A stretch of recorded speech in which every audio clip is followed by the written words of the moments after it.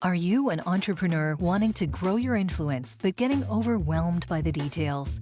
Check out the Resilient Events Show, where co-hosts Marisa Calley, head of production at Be Present Events, and John Harris, founder of Buzzit Event Sites, talk strategy, technology, and execution for using podcasts, live streams, and events to establish expertise in any industry.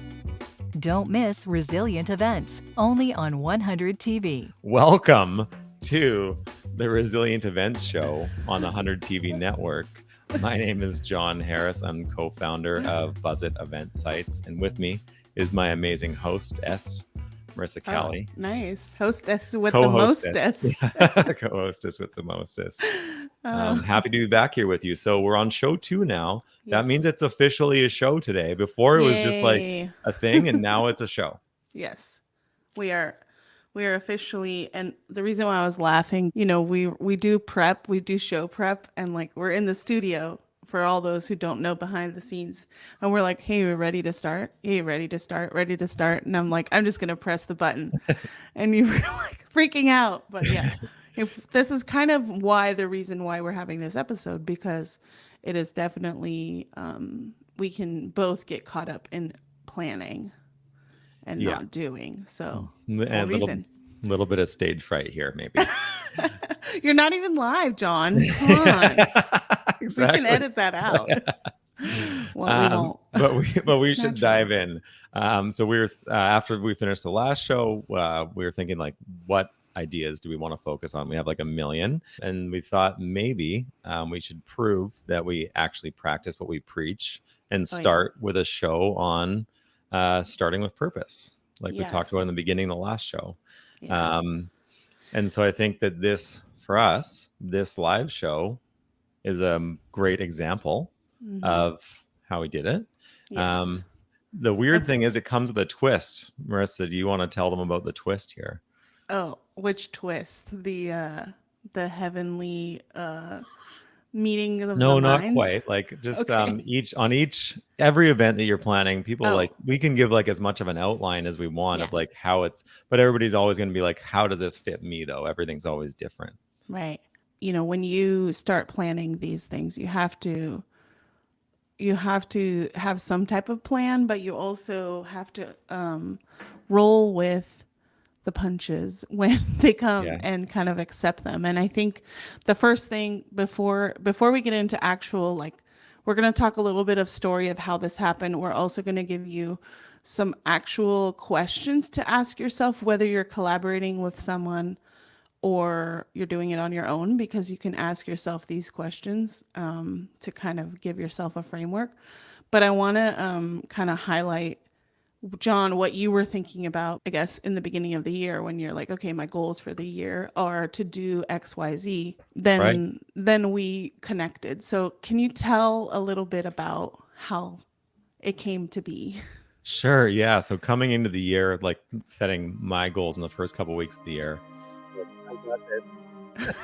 It's angel music. Yeah. Wanting to start a podcast or a live stream. And I'm like, I'm going to do it this year. This is going to be the year. And one day, just connected with Marisa. We talk, once every couple months at least. And she shows up in my Zoom room and she's like, John, we should start a podcast. And I was like, yes. Angel music. And so it had to be meant to be, right? A dream come true. In case you don't know, Marisa Calley is a pro at, like, literally helps other people do podcasts and live streams for a living. Then she shows up and said we should do one together. I was like, okay, we got to do this. But nervous we backed up for a second and just like, okay, like, is this really going to work? Yeah. And so that's when we started. I think my input on that is like, we always had like, okay, we have 20-minute Zoom calls, but then they turned into like hour-long sessions of like ideas of how to like do these things better, or like, how can we do this better? And it was really getting to know you as a professional and understanding, okay, there is some alignment and I enjoy talking to you about all things business. And then I'm like, wow, we actually have a really good dynamic. I'm like, could this be a podcast?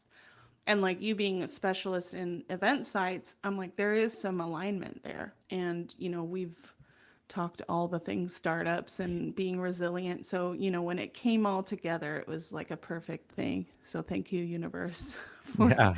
putting that all together. So Happy to be here. And then, but yeah, so we backed up for a second and we wanted to check, like, is this really going to work? Like, it felt right, but we wanted to make sure it was going to be right, so it worked in the long run.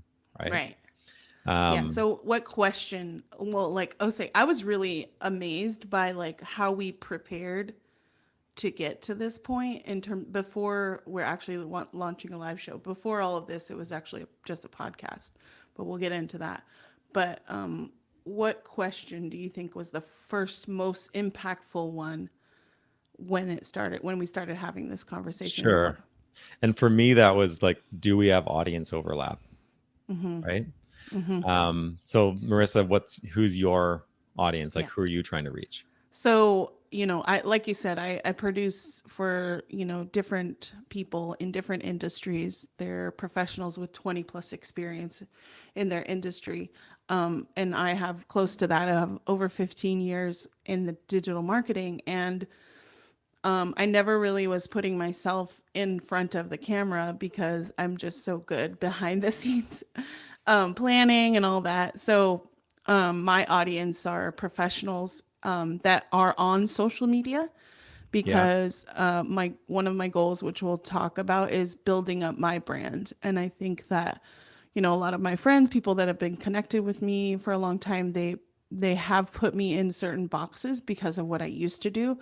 But my goal was, to open up the door to like getting more speaking gigs and like, really talking to professionals that have been working in their industry for over 20 years because they don't want to do the things that are new and innovative now. They know that they need to get into video or podcasting or virtual events, but like they're so used to like the rat race. And so my goal for that was and I hear that from people constantly on social, like, oh, you're so active. And I'm like, literally, I only post like once or once a week, but it's like, it's very consistent and very like specific when I'm doing it. And so I was like, I need to ramp this up because I want to get in front of more people that are active on social without having to spend a ton on advertising. So. Right. And what about you? What was your target audience?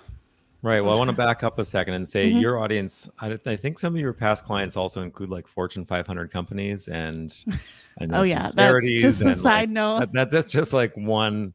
You just talked about like one target, but but so our audience so far over the past few years, it's been a lot of higher education, startup accelerators. We work with charities, chambers of commerce, associations.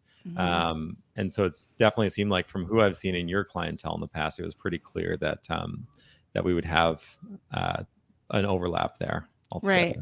Yeah. And you're right. Like, I'm working on my brand awareness, over the years, and that's how people are finding me, or they find me through other avenues, through like recommendations, but then they can see that I'm active on social or I have good connections and my client base. And a side note on that, I don't always like say the names, like my people know the names because there's certain NDAs that I have to follow and I can't let people know like who I've worked with. And it's unfortunate sometimes I can't be like, oh, look who I've worked with, this company and that company. But when I tell people, they're like, oh, wow.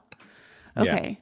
And that's part of the struggle with, building a brand and kind of getting more clientele, but people know, I think. Fair. Yeah. So next question we dove into is like, so we know what we want to get to the same audiences. And then the next question was, do we want to create the same type of content? Right. And so what content were you wanting to focus on? I know a lot of obviously starting with purpose. Yeah. So like when I was envisioning it before, I think we talked about it.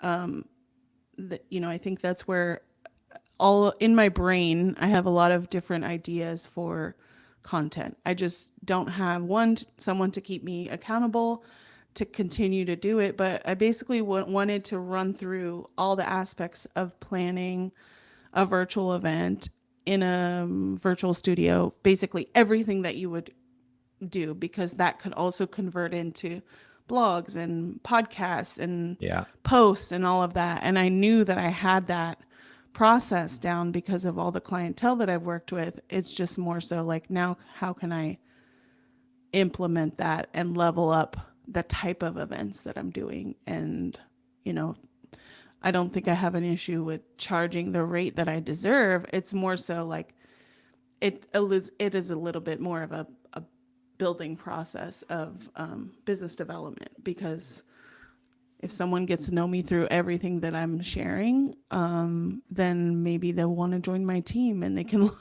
and I can focus more on business development. So that was my content kind of direction in that sense. And then for you, I don't know if did we talk about this in the beginning of in our first meeting? We talked about different content ideas. I don't remember exactly. No, we talked about a lot of different ways to go about building the purpose behind your event and translating that into like actual which direction you want to go with your event. But so my content ideas, like what I want to be talking about a lot. One thing I'm really excited about right now, just content repurposing. So like, how do we take what we've recorded here today and turn it into something that starts paying us dividends over the next couple of years, right? How do we break that up, and how do we do it efficiently? And then for people like the entrepreneurs you work with, how do they turn that into not just live shows or live events, but on-demand content so it can continue to pay them over time, right? And then, of course, I'm super interested in hybrid events as well. We help a ton of people out with it, and I think we simplify it, but hybrid, I think, is one of those big things. It's like they call it like the Holy Grail. If you know the story of the Holy Grail, it's not just that it's like worth a lot, it's infinite life, but it's also like it'll kill you if you screw it up. So a lot of people are afraid of hybrid, but there is some easy ways to do it if you have the right approach. But so I'm interested to talk about a ton of different topics, all kind of related to capturing and reusing and making the most of these recordings that everybody's doing, right? And so a little touch on hybrid, because I think everyone wants to have hybrid. You don't always have to do hybrid. I think a lot of people just think about it as an afterthought, because these apps where people are doing events, not yours, but like the old event apps, they're just like, ooh, let's add live streaming. But like they don't think about how that's going to work with an audience perspective, and like how is the audience going to feel included? And people are like, oh, look, we have a virtual option here, buy a ticket. But it's like, I'm not sitting in front of a screen for 6 hours and not being able to ask a question or something like that, which we'll go through a whole hybrid episode of how you can make a good hybrid event or different ways. And I think this all comes back to like both of our long-term strategies. And like, I think it's what we've noticed in both our businesses. It's really easy to make quick money by being a cheerleader for people and just being like, sure, you want to throw in a live stream, just let's go. Why not? That client might never come back. But if you're willing to be a little bit more of a coach with them, like kind of help them move forward, then maybe they go a little bit slower, but they have more success and they end up becoming more of a long-term asset for your business, and it works out more for them, right? Yeah, I think, that's a good point, because I had a call this morning with someone overseas, and they were like, if it sucked last year, and if it doesn't make sense for us cost-wise, but also experience-wise, we're going to cut that out.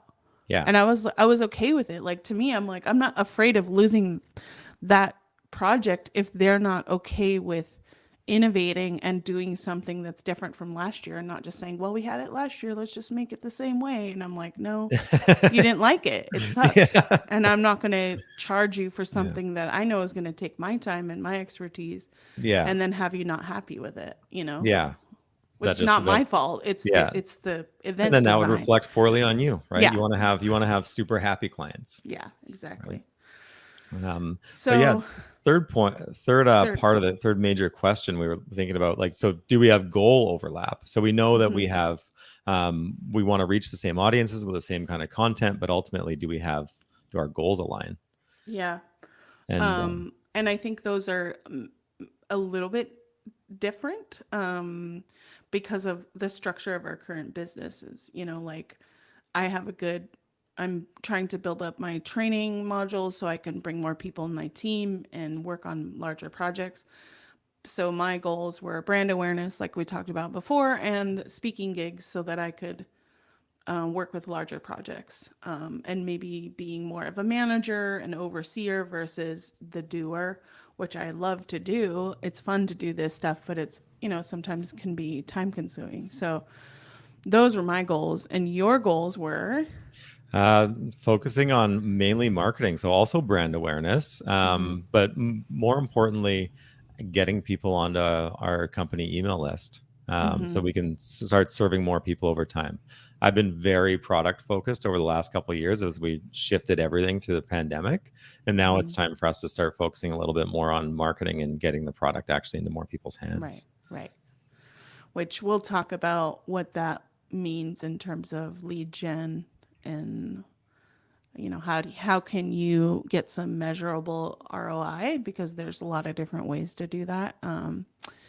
But yeah, so the three questions is, do we have audience overlap? Do we have content overlap? And do we have goal overlap? And you can even ask that to yourself of like, what, you know, if you ever plan to do it in a collaborative sense, or if you ever think about who you might want to have as guests. Is Right. there because they're going to help promote you in your live show, in your events. Who are you partnering with? Is there, those three questions are very important to, you know, write down and make sure that there's alignment before you get to the next step. Right. Makes sense. And then Mm-hmm. we can talk like a little bit about those goals. Mm-hmm. So for myself, it wasn't really just about those kind of hard target goals of like growing our subscriber list, Mm-hmm. right? But also like soft targets. So being for myself, like it's like what can I improve professionally, right? Yeah.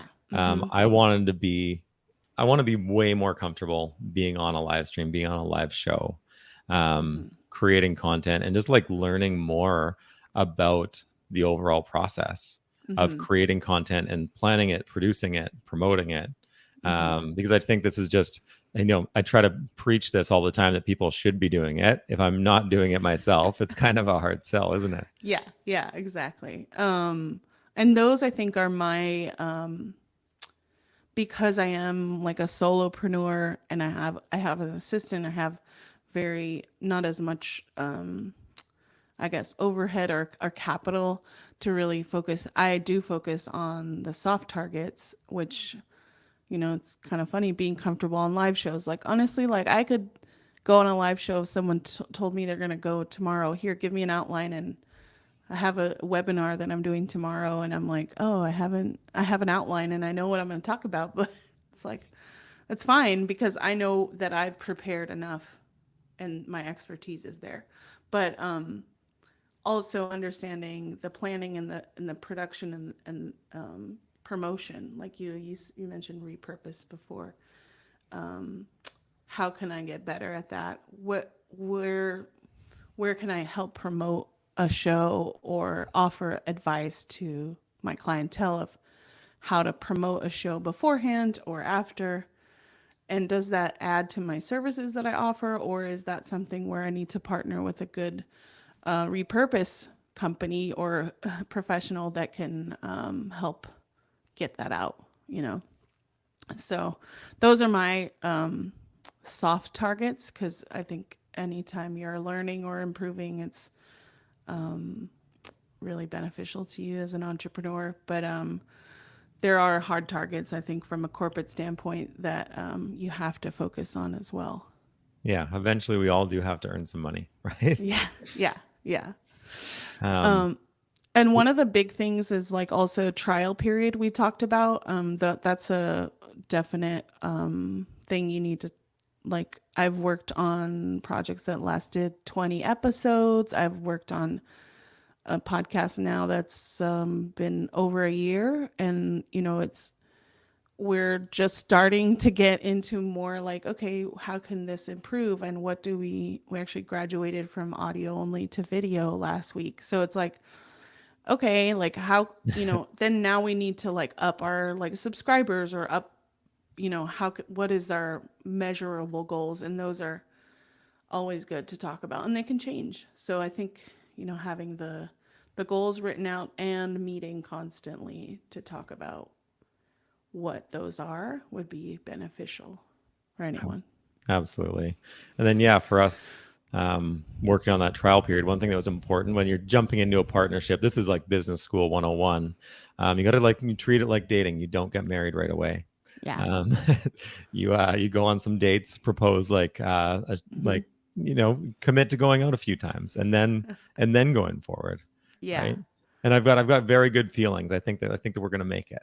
I mean, the universe didn't come together where I'm just like, hey, let's start a podcast. Yeah, that's right. But now we have a live show.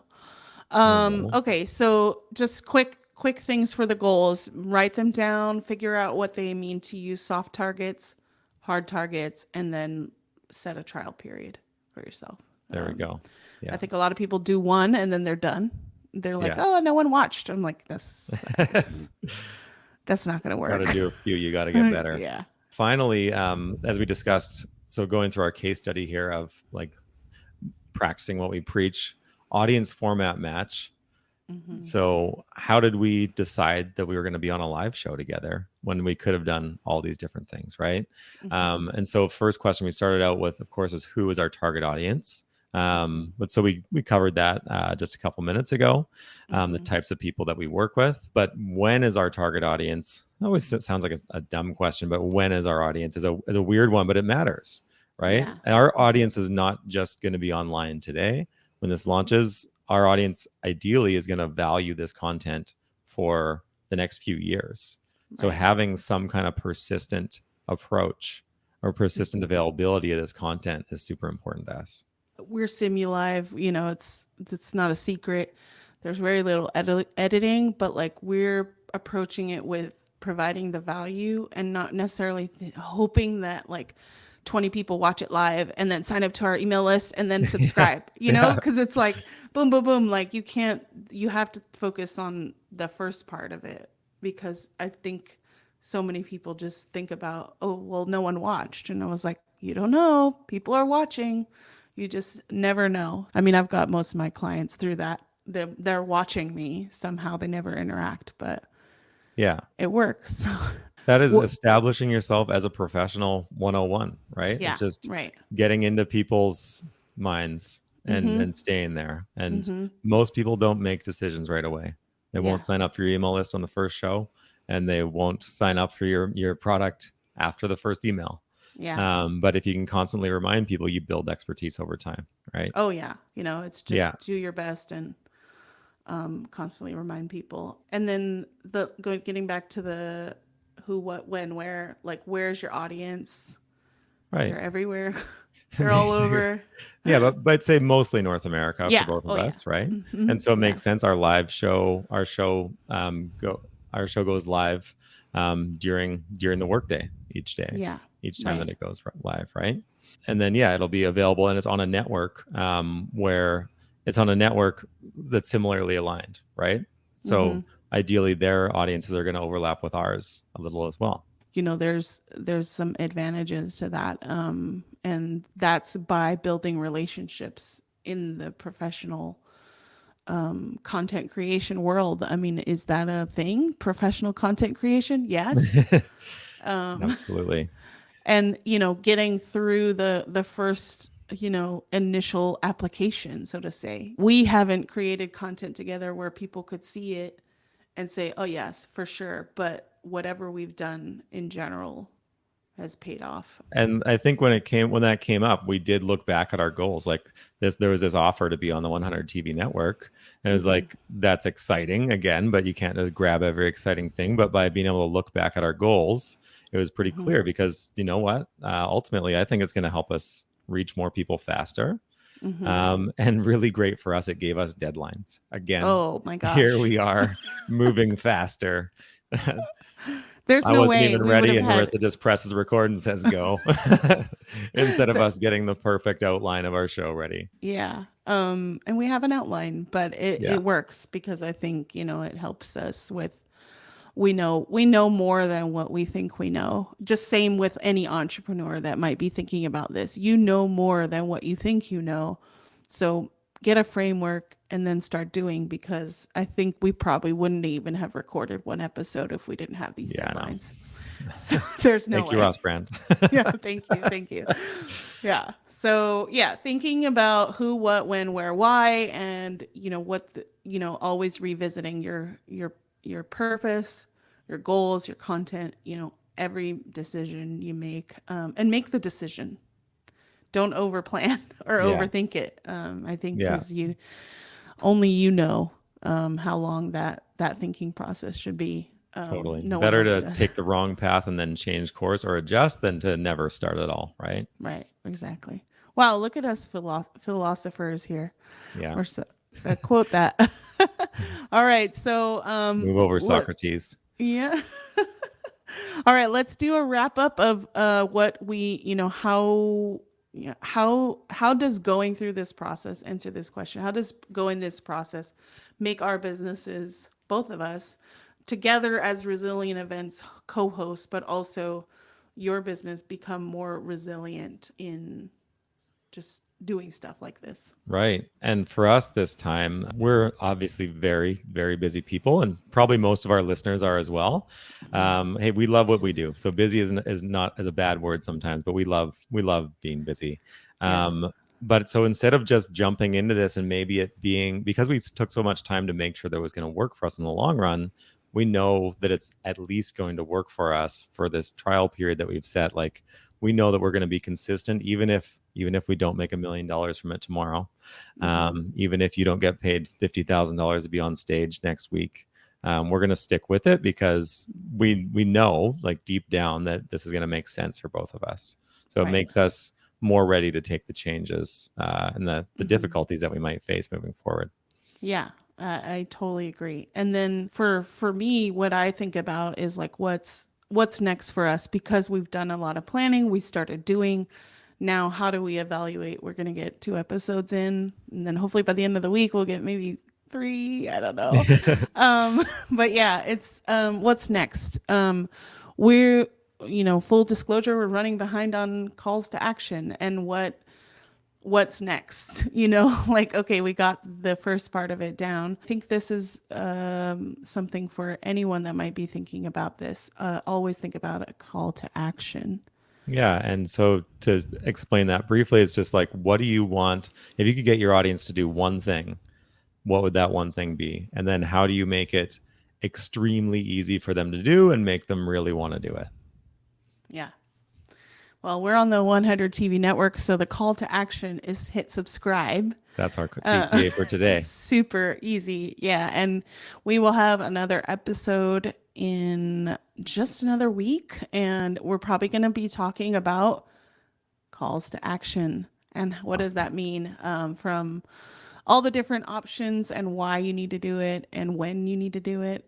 We can provide some value to you. Any last words, John? Thank you for being here. Can you play the Heavenly Choir again? Yes. Yay. Awesome. All right. Thank you all for watching. We will see you next time. Bye. Bye.